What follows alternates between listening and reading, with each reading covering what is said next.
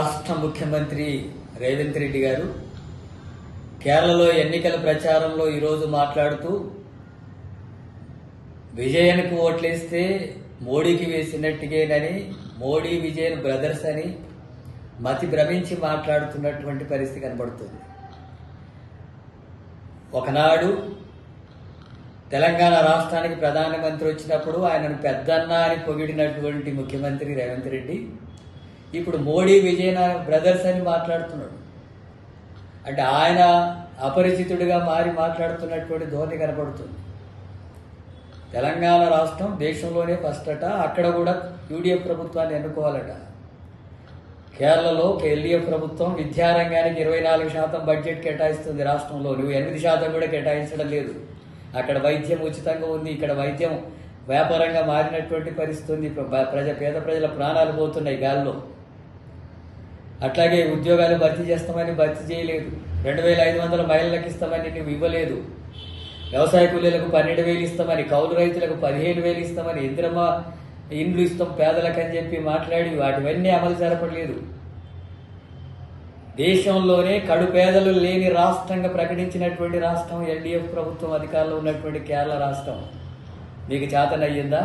గతంలో కాంగ్రెస్ పరిపాలించింది, ఇప్పుడు కాంగ్రెస్ పరిపాలిస్తుంది. దేశంలో ఒక్క రాష్ట్రమైనా కాంగ్రెస్ పరిపాలించినటువంటి రాష్ట్రం కానీ, బీజేపీ పరిపాలించిన రాష్ట్రంలో కడుపేదరికాన్ని నిర్మూలించమని చెప్పినటువంటి రాష్ట్రం ఒక్కటైనా ఉందా? అది ఎల్డీఎఫ్ ప్రభుత్వం, కేరళ ప్రభుత్వం.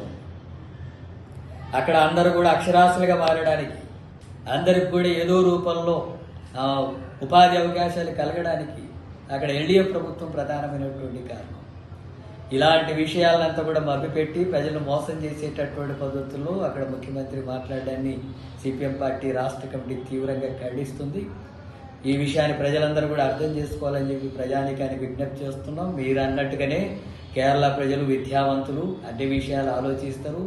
అక్కడ జరిగేటటువంటి ఎన్నికల్లో యూడీఎఫ్కు తగిన గుణపాఠమే చెప్తారని చెప్పి ఆశిస్తున్నాను. కేరళ రాష్ట్రం సామాజిక న్యాయం విషయంలో, మత సామరస్యం విషయంలో, దోపిడీ వర్గాలకు వ్యతిరేకంగా పోరాడేటటువంటి దాంట్లో, అట్లాగే సంక్షేమ పథకాల అమలు విషయంలో, విద్య వైద్యం అందుబాటులో ఉండే విషయంలో, ఉపాధి అవకాశాలు కల్పించేటటువంటి విషయంలో దేశంలోనే ముందున్నటువంటి పరిస్థితి. ప్రజలకు తగినటువంటి పద్ధతిలోనే అక్కడ ఎల్డీఎఫ్కు అండగా నిలబడతారని చెప్పి మతోన్మాద శక్తుల్ని, అట్లాగే దోపిడీ వర్గాలకు అనుకూలంగా ఉండేటటువంటి కాంగ్రెస్ యూడీఎఫ్ ప్రభుత్వాన్ని పార్టీని ఓడించేటట్టుగా ప్రజలు ఓట్లేస్తారని చెప్పి ఆశిస్తున్నారు.